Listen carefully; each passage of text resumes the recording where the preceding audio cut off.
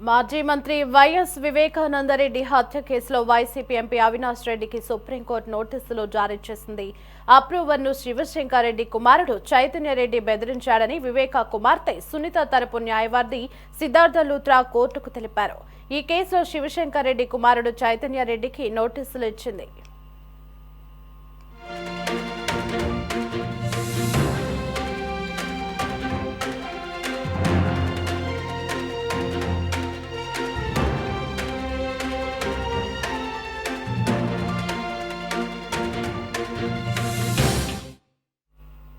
Avinash bail రద్దు చేయాలంటూ సునీత వేసిన పిటిషన్పై సీజీఐ జస్టిస్ సంజీవ్ ఖన్నా నేతృత్వంలోని ధర్మాసనం విచారణ చేపట్టింది.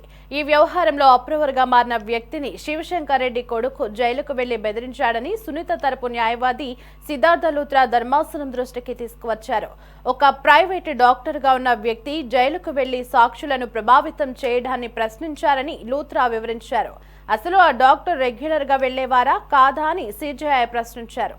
డాక్టర్ చైతన్య జైలు నిబంధనలకు విరుద్ధంగా వెళ్లారని, ఆయన రెగ్యులర్ గా వైద్య పరీక్షలు నిర్వహించే డాక్టర్ కాదని న్యాయవాది తెలిపారు.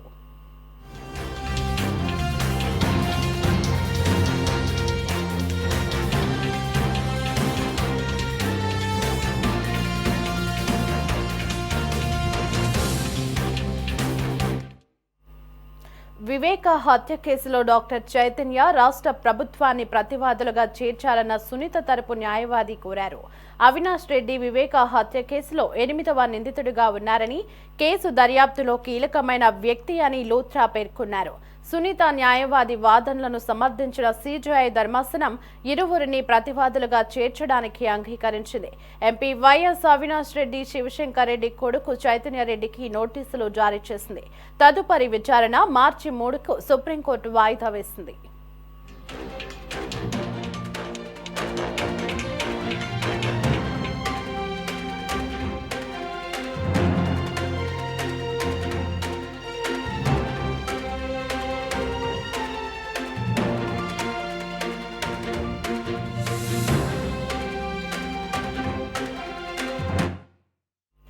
మరోవైపు తమపై నమోదు చేసిన కేసులను క్వాష్ చేయాలని సునీత, ఆమె భర్త రాజశేఖర్ రెడ్డి సిబిఐ ఎస్పీ రాజసింగ్ దాఖలు చేసిన పిటిషన్ పైన విచారణ జరిగింది.